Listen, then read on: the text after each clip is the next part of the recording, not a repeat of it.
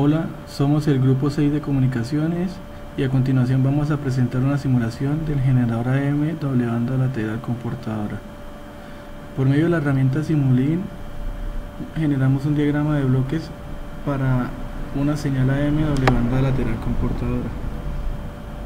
Una señal AM modulada consta de dos partes: una señal portadora con una frecuencia F sub C, que para este caso es de 450 kHz, y una señal mensaje con una frecuencia FM de 10 kHz, una frecuencia típica para una señal de voz. Esta señal modula la frecuencia del mensaje modula la frecuencia de la portadora. Se parte de una señal mensaje amplificada por un factor caso A, que es la sensibilidad del modulador en este módulo de ganancia. Se ingresa para poder variar el tipo de modulación, ya sea sobremodulada, modulación al 100% o modulación menor al 100%. En este caso es una modulación del 70%. Esta señal amplificada es multiplicada por la señal portadora en el módulo product.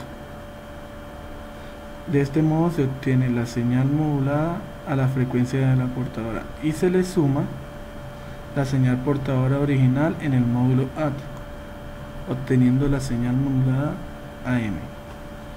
Para poder visualizar correctamente la señal AM en tiempo, en el osciloscopio filtramos la señal con un filtro pasabanda, y por medio del módulo scope se obtiene la señal AM en tiempo. Para visualizar el espectro en frecuencia de la señal AM se empleó el módulo Vector Scope, pero antes se colocó una serie de módulos que nos permitan adecuar la señal para su correcta visualización en el espectro. Estos módulos son muestreo y retención, que permite discretizar la señal a una tasa mayor que la frecuencia de la portadora. Un módulo buffer almacena la señal de entrada, se selecciona un tamaño de muestra múltiplo de 2.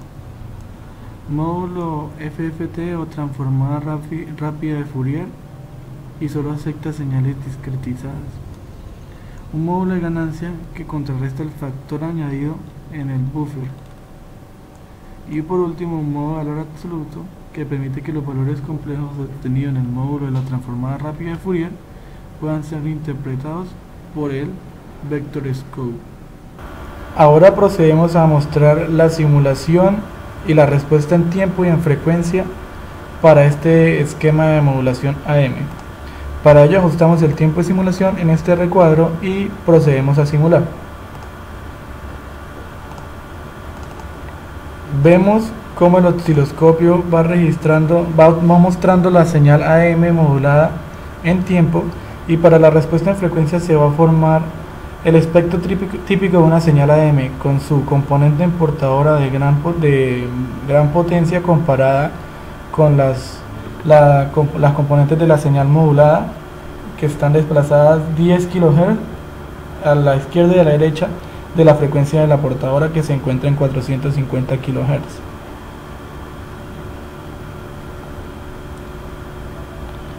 Para observar un poco más claro cómo se forma la señal de AM en tiempo, cómo sería la forma, hacemos un pequeño zoom a un periodo de la señal y observamos que en la envolvente se encuentra el mensaje, mientras que la señal de la portadora se encuentra dentro de la señal morada se encuentra dentro de esta envolvente, como se puede ver en la gráfica.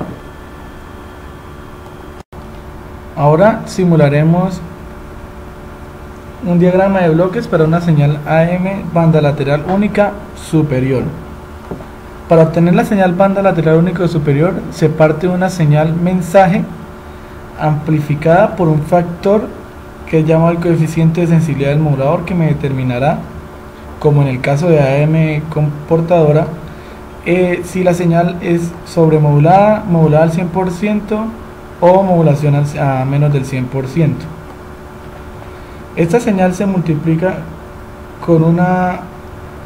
en el módulo product con la señal portadora a una frecuencia específica. Para este caso, la señal portadora, al igual que el caso anterior, es de 450 kHz. Y la señal mensaje tiene una frecuencia de 10 kHz.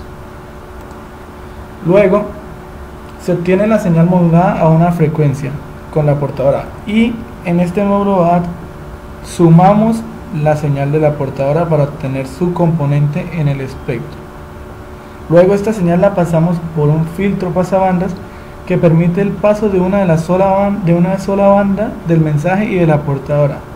Se empleó un filtro pasabandas de paso 8 para limitar lo más posible la señal y evitar que se produjera la componente de banda lateral vestigial. Tras el filtro se obtiene la señal de banda lateral única superior.